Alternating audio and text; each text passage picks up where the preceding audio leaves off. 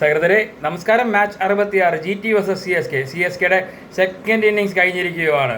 230 runs വിജയലക്ഷ്യത്തിൽ ഇറങ്ങിയ team 140 all ഔട്ടായി 13.4 ഓവറിൽ 38 ബോൾ ബാക്കി നിൽക്കെ GT 89 റൺസിന് വിജയിച്ചിരിക്കുകയാണ്. ഒരു രക്ഷയില്ല, ഞാൻ പറഞ്ഞില്ല, അസാധ്യ ബോളിംഗ് യൂണിറ്റാണ് GT.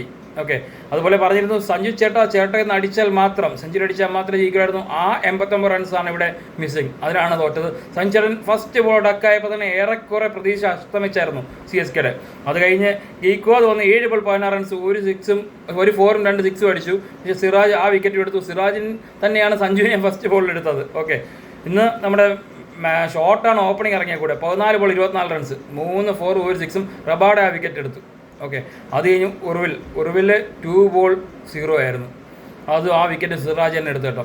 ശരിക്കും പറഞ്ഞാൽ ആ പവർ പ്ലേയിൽ സിറാജിൻ്റെ ആ ഇമ്പാക്റ്റ്, 3 വിക്കറ്റ് ഒന്നും പറയില്ല, കൂടെ റബാഡെ.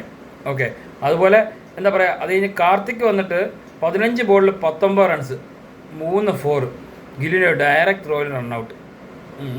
എന്താ അസാധ്യ ഫീൽഡിങ് ആണത്. ഇന്ന് GT ശരിക്കും പറഞ്ഞാൽ 3 മേഖലയിലും അവരെ കവച്ച് വെക്കുന്ന പ്രകടനം തന്നെയായിരുന്നു. Okay, Brevis 10 ball 8 Rashid Khan എടുത്തു. ദൂവെ 17 ബോൾ 47 റൺസ് എടുത്തു, 4 4ഉം 4 6ഉം ആ വിക്കറ്റ് റാഷിദ് ഖാൻ തന്നെ എടുത്തു.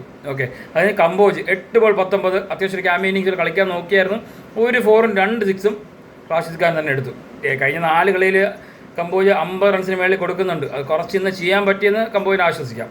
അതുപോലെ 105 ബോൾ 1 റബാഡ എടുത്തു. അത് കഴിഞ്ഞ് അടുത്ത ബോളിൽ തന്നെ സ്പെൻസർ ജോൺസനെയും റബാഡ എടുത്തു. ഓക്കെ, സിറാജ് 26-ന് 3 ഓവറിൽ, അത് പവർ പ്ലേക്കകത്ത് തന്നെയാണ് 3 വിക്കറ്റ് എടുത്തിരിക്കുന്നത്. റബാഡ 32-ന് 3 3.4 ഓവറിൽ. റാഷിദ് ഖാൻ 18-ന് 3 2 ഓവറിൽ. എന്താ ചെയ്യുക, അപ്പോഴത്തേക്ക് 9 വിക്കറ്റ് തന്നെ ആയി. 1 വിക്കറ്റ് ഗില്ല് റണ്ണൗട്ടാക്കി. എന്തൊക്കെ പറഞ്ഞാലും ഓവർട്ടൺ ഒരു അവിഭാജ്യ ഘടകം തന്നെ ആയിരുന്നു എന്ന് തെളിയിക്കുന്നതാണ് കഴിഞ്ഞ 3 മാച്ചും. പുള്ളി ഇഞ്ചുറി വന്ന് റൂൾ ഔട്ടായതിനു ശേഷം ആ ഒരു പൊസിഷൻ കീപ്പ് ചെയ്യാൻ വേറെ ആർക്കും പറ്റിയിട്ടില്ല എന്ന് തന്നെ പറയാം. കാരണം ഓവർട്ടൺ ഉണ്ടായിരുന്ന സമയത്ത് ഓവർട്ടൺ ബോൾ ചെയ്തും ബാറ്റ് ചെയ്തും ഫീൽഡ് ചെയ്തും എല്ലാം ചെന്നൈ ഒരു സ്ഥാനത്ത് എത്തിച്ചിട്ടുണ്ടായിരുന്നു.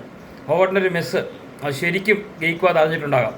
എന്തൊക്കെ ആയാലും ഇന്നത്തോടുകൂടി ഈ മഞ്ഞ ജേഴ്സി ഉപേക്ഷിക്കുകയാണ്. ഇനി ഈ സീസണിൽ മഞ്ഞ ഇല്ല. അടുത്ത കളി കാണാം. ബൈ.